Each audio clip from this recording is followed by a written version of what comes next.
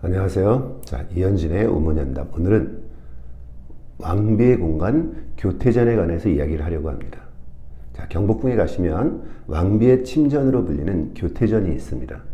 그런데 사실 지금은 우리가 이 교태전을 왕비의 공간으로 생각하고 있지만 조선 전기에는 조금 다른 형태로 사용이 된 것 같습니다. 자, 교태전은 조선을 건국하고 경복궁을 처음 지을 당시에는 만들어지지 않았고요. 세종대왕 때 만들어집니다. 그런데 세종대왕 때 교태전을 만들고 나서 경복궁이 임진왜란때 다 불에 타버리기까지 이 조선 전기에 사용됐던 모든 내용들을 보면은 대부분 왕비의 공간이 아니고 임금의 공간으로 활용이 되고 있습니다.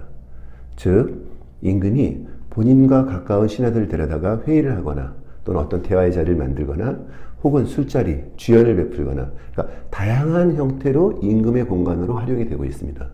그러니까 지금 우리가 생각하는 것처럼 왕비의 공간이 아니고 조선 전기에는 임금의 공간이었고, 자, 조선 후기에는 확실하게 왕비의 공간으로 활용이 된 것 같습니다. 자, 교태전 현재 위치는 임금의 침전인 강정전 바로 뒤에 있는데요. 그 교태전에 들어가는 문 역시 임금이 출입하는 문처럼 육중한 커다란 대문이 아니고 여자들이 조금 가볍게 편하게 움직일 수 있는 분한문으로 되어 있습니다. 그래서 굉장히 편하고요. 그 다음에 교체들의 양쪽에 그 들어가는 문 입구 양쪽에 보면은 뭐 지금 굴뚝처럼 보이진 않는데 사실 이제 굴뚝이 있습니다. 겉으로 보기엔 그냥 담처럼 보이는데요. 그 굴뚝에도 전서로 아주 예쁘게 글씨를 써놨어요. 천세만세 만수무강. 그러니까 굴뚝도 굉장히 아름답게 꾸며놨고 또 교태전 마당을 들어가서 보면은 교태전 건물 밑으로 보면 양쪽에 파란색의 아치로 되어 있는 문이 있습니다. 그것은 사실은 아궁이를 들어가는 문인데요. 아궁이를 들어가는 문도 예쁘게 꾸며놨고 그다음 그 위에 복도가 있는데 복도에도 복도각을 낙양각으로 아주 멋지게 만들어놨어요. 그래서 이런 하나하나의 세심한 쓰임과 아름다운 묘사를 본다면은 이것이 확실히 여성의 공간임을 알 수 있게 하고 있습니다. 자, 그럼 교태전이란 무슨 뜻일까요? 교태, 애교를 부린다. 교태를 사실은 조금 농담처럼 들리지만 제가 예전에 경복궁에서 관람객들하고 해설할 때 이런 이야기를 한 적이 있었어요. 교태전이 무슨 뜻일까요? 그랬더니 어떤 여자분이 한참 생각하시더니 되게 부끄러워하시면서 제가 사실은 말로는 설명할 수 없지만 이래서 몸을 탁 보시더라고요. 아니 그래서 교태를 부리십니까? 이런 농담을 하긴 했지만 그런 뜻은 아니고요. 교는 교류한다는 뜻이고 태라고 하는 것은 주역의 괴 중에 태괴를 얘기합니다. 근데 이 태괴는 음양이 바뀌어 있어요. 보통 우리가 양이 위에 있고 음이 아래에 있다고 생각하는데 이건 뒤집어져 있거든요. 그럼 뭡니까? 양은 내 자리를 찾아서 올라갈 것이고 음은 자기 자리를 찾아서 내려올 것이고 이렇게 뭔가 골고루 잘 섞이고 조화롭게 문제없이 흘러갈 것 같다. 그러니까 뭔가 음양의 조화 그리고 뭔가 이렇게 교류 이렇게 생각하니까 뭡니까? 왕과 왕비의 만남 이런 고민을 하다 보니까 우리가 이것은 왕비 공간임을 상징하는 말일 것이다 라고 생각을 하고 있는 거죠. 그리고 실제 외형도 마찬가지고 그래서 확실하게 조선 후기에는 이것이 왕비의 공간으로 자리매김을 했고요. 조선 전기에는 조금 이 교태계에 대한 생각도 조금 달랐던 거고 활용도 조금 달랐다고 보시면 될 것 같습니다. 그럼 이 교태전에서 이루어지는 왕비의 중요한 일과는 무엇이겠습니까? 자, 뭐니 해도 왕비의 가장 중요한 임무 중에 하나는 바로 대를 이을 왕자를 낳는 거죠. 그런데 조선시대는 서로의 공간이 생활하는 공간이 서로 분리가 되어 있었기 때문에 아무 날이나 만나지 않으시고 어떤 특별한 날을 정해서 만나십니다. 그런데 이런 날을 정하는 방식이 굉장히 까다롭습니다. 지금 따지면 관삼감, 서운관 이런 데서 있는 것들 정하는데요. 날씨 같은 것도 따지는 거죠. 비가 폭우가 쏟아지거나 천둥 번개가 치거나 이런 날은 가능한 피하시는 거죠. 왜? 날씨가 좋지 않으면 컨디션이 좋지 않아집니다. 그러니까 몸이 건강한 상태가 아닌 거죠. 자, 제가 아는 어떤 유명한 집안에서는 그 집안의 가훈 중에 하나가 우리 집안에서는 절대로 신혼 첫날 밤에 술을 먹이지 않는다. 이런 것도 있습니다. 왜? 술을 마시면 몸이 좋지 않아지잖아요. 그러니까 건강한 신체가 건강한 후손을 낳는다. 이런 생각을 갖고 있는 거죠.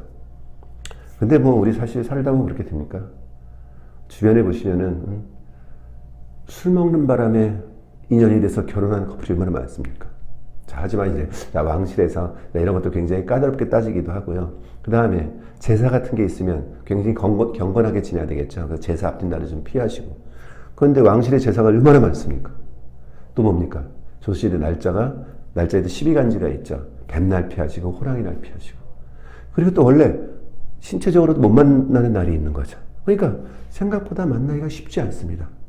하지만 아주 그 중에 좋은 날을 잘 택해서 대리를 이을 훌륭한 후손을 낳는다. 이런 생각을 가지고 있는 거죠. 자, 두 번째로 왕비의 가장 중요한 역할 중에 하나는 뭐냐면 내명부와 외명부를 다스리는 겁니다. 자, 이 궁궐에 많을 때는 약 5, 600명의 궁녀들, 한 2, 300명의 내관들, 이 한 1000명쯤 되는 사람들을 월급 주고 진급시키고 일시키고 관리하는 게 왕비의 일이에요. 지금 따지면 뭡니까? 직원 1000명 되는 회사 CEO죠. 일이 너무너무 많습니다. 또 이들만 합니까? 이제 관리들의 부인들, 이 외명부의 여인들도 본인의 관리 대상이거든요. 그러니까 일이 너무너무 많죠. 아, 애는 나라 그러면서 만날 일은 별로 없고, 일은 너무너무 많고, 스트레스 엄청 쌓일 거 아니에요. 더군다나, 왕비가 되면은 궁궐 밖을 거의 못 나가세요. 특별한 일이 없나. 자, 지금 교태전의 위치도 궁궐의 제일 안쪽에 들어와 있거든요. 답답하죠. 답답하고. 심지어 자기 부모님이 돌아가셔도 집을 가보지 못합니다. 왜? 이미 본인은 개인이 아니고 나라의 어머니가 됐잖아요. 그러니까 집 방향을 향해서 고골하는 정도로 멈추는 거죠. 그게 갑갑하죠. 애는 나가라면서 만날 일은 없고, 일은 어마어마하게 많고, 나가진다고 꼼짝 못하고 갑갑하고. 그러니까 이 답답한 왕비를 위해서 스트레스 좀 푸세요 하고 뒤에 아름다운 후원을 만들어주는 겁니다. 자, 개념은 그렇게 개념이 되어 있습니다. 교태전 뒤에 있는 이 아름다운 공간을 우리는 현재 아미산이라고 부르고 있는데요. 사실은 이 용어는 좀 수정이 돼야 될 것 같습니다. 자, 원래의 개념은 우리 민족의 마음의 고향, 어디죠? 백두산. 그러니까 백두산으로부터 전기가 흘러서 백두대간을 따라 흘러오다가 한북정맥을 따라오고, 그리고 북한산을 지나서 바로 경북 뒷산인 백악산을 따라서 요 바로 뒤, 이 교태전 뒤에까지 이르렀다는 뜻입니다. 그래서 이것을 풍수에서는 아미사라고 부릅니다. 아미사. 그래서 그 맥이 이어져 왔다는 뜻이고, 그래서 승정원 일기에도 그런 기록들이 나옵니다. 아미사라는 맥이 내려와 있다라고. 그런데 아마 후대에 누군가 이것을 아미산으로 잘못 이야기하면서 그것이 쭉 와전이 되어갖고 현재에 이르는 것 같습니다. 그래서 현재 부르고 있는 아미산이라는 용어는 조금 수정이 돼야 될 것 같습니다. 자, 어쨌든 이 정원을 만드는 방식도 동양의 중국, 일본, 우리가 조금씩 차이를 가지고 있습니다. 우리는 기본적으로 앞마당에는 정원을 만들지 않습니다. 과거에는 우리에게 앞마당 뭡니까? 생산과 행사의 공간이죠. 벼를 널거나 고추를 말거나 하는 생산의 공간이고 또 어떤 행사를 하는 공간입니다. 그러니까 이것을 항상 비워두는 거죠. 그래서 우리는 어디에? 뒷마당에. 그래서 후원이라는 개념을 가지고 있습니다. 그래서 우리가 그러죠. 창덕궁 후원. 자, 이런 개념을 가지고 있고, 또 하나 뭐냐면 중국이나 일본은 과거에는 그들은 주로 평지의 도시를 건설합니다. 그래서 그들은 주변에 아무것도 없어요. 산이 없는 거죠. 그러니까 그들은 뭡니까? 정원을 만들 때 모든 자연을 끌어들이는 거죠. 산을 만들고 강을 만들고 호수를 만들고 다 이렇게 만들어 놓습니다. 그러나 우리는 뭐죠? 국토의 70%가 산이죠. 어디나 주변을 돌아보면 뒤에 산이 걸려 있어요. 그래서 예전에 도울 선생이 그런 얘기를 했었죠. 야, 우리가 막 구겨져 있어서 작은 나라지. 우리도 쫙 피면 되게 넓다. 맞죠? 뭐 70%가 구겨져 있으니까. 자, 그러니까 어디에나 뒤에 산이 걸쳐 있으니까 복잡하게 후원을 만드는 것이 아니라 뒤에 있는 산과 연결지어서 조금만 둔덕을 쌓으면 되는 거예요. 그래서 저 뒤가 같이 연결이 되었다고 보는 겁니다. 이것을 차경, 경치를 빌려온다 그래서 차경이라고 하는 거죠. 즉, 그 얘기 뭐냐면 우리는 어디에나 뭐가 있어요. 바로 BGM, 백그라운드 마운틴이 있는 거죠. 그러니까 그 마운틴을 배경으로 조금 쌓는 거. 그래서 이렇게 4개의 돌계단을 쌓아서 만드는 방식을 우리 전통 후원 양식이라고 합니다. 이것을 화계라고 부릅니다. 그래서 꽃계단. 그래서 여기에 이렇게 화계를 쌓아서 원래는 사시사철 꽃을 다 이곳에 심는 거고, 아름답게. 그 다음에 뒤에 있는 저 돌들은 전부 다 뭐냐면, 돌기둥은 뭐냐면 굴뚝입니다. 굴뚝. 그러니까 교태전의 굴뚝을 아름답게 뒤에 산이 만들어서 뿜어놨고, 또 뭡니까? 중간중간에 괴석 같은 걸 놓고, 그 다음에 박재로 만든 학 같은 걸 둬가지고 원래는 이것을 신선의 세계처럼 꾸미는 거죠. 그럼 그 신선의 세계를 본, 그 아름다운 것을 바라본 왕비의 마음이 얼마나 좋아지겠습니까? 그래서 그 심성이 좋아져서 그 심성이 누구에게? 자식에게 이렇게 내려간다는 생각을 가지고 있습니다. 그리고 저 돌로 이렇게 이루어진 것은 뭐냐면 그 안에 물이 들어있습니다. 저 석조는 안에 연못입니다. 연못. 그래서 오른쪽에 있는 연못의 이름은 낙하담. 저녁노을이 빨갛게 비치는 연못. 그 다음에 왼쪽에 있는 연못의 이름은 하멀지. 달이 둥실 뜬 연못. 이런 뜻이죠. 그러니까 생각해 보십시오. 저녁노을이 빨갛게 비치고 있고 달이 둥실 떴어요. 얼마나 예뻐요. 그러니까 이렇게 아름다운 상상의 공간을 구현한 거죠. 그래서 동양에서 가장 이상적인 여자 신선의 세계가 있습니다. 그 여자 신선이 누구냐면 바로 서왕모입니다. 서왕모. 자, 그 천도복숭아 기르던 분이죠. 그 천도복숭아 훔쳐먹은 게 손오공이고, 또 우리나라에서 누굽니까? 삼천갑자를 살았다는 동방삭이 훔쳐먹은 거죠. 그래서 그 서왕모의 신선의 세계에 가면은 너무너무 예쁜 곳인데, 그곳에 또 굉장히 아름다운 연못이 하나 있습니다. 그 연못을 아름다울 요자, 연못 지자를 써서 요지라고 합니다. 요지. 자, 중국집 이쑤시개가 아니고 요지. 응? 그러니까 이 요지에 가끔 자기 신선 친구들을 불러서 잔치를 벌이는 그림들이 있습니다. 그래서 우리가 요지군선도라고 불러요. 요지군선도. 자, 그런데 이 요지가 얼마나 맑은지 내가 쓱 들여다보면은 거울처럼 비치는 거죠. 그게 뭐죠? 요지경이죠. 그 요지경이 되게 이렇게 좋고 아름다운 건데, 어떤 아주머니가 노래를 이상한 걸 한 거죠. 세상은 요지경 하는 바람에 엉망진창이 됐지만, 원래 뜻은 굉장히 아름다운 겁니다. 그래서 상상을 해보세요, 여러분들.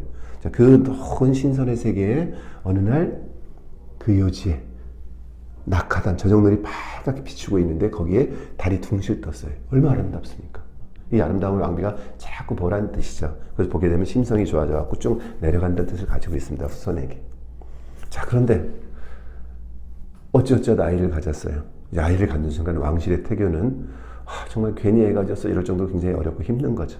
뭐 우리 일반인의 태교도 마찬가지입니다. 그래서 행동들, 예를 들어서 아이를 가지면 한 발로 일어서거나 위험하잖아요. 그러면 안 되죠. 그러니까 옆으로 비스듬히 기대앉거나 자세를 똑바로 해야 되니까. 뭐 그다음 책상 모서리 같으면 안 되겠죠. 모서리 같은 데 앉으면 위험하니까. 그러니까 이런 행동거지부터 먹을 거 매일 아침마다 순두부를 먹어서 태어날 아이의 뇌를 맑게 하고, 그다음에 또 뭡니까? 고기 반찬을 피하죠. 많이 먹으면 안 좋잖아요. 단 거 많이 먹으면 안 되겠죠. 위험하잖아요. 단 거 피하죠. 또 뭡니까? 꽃게철에 꽃게 먹으면 될까요? 옆으로 가나 애 나면 어떻게 해요? 문어철에 문어 먹으면 될까요? 뼈 없는 애 나오면 어떻게 합니까?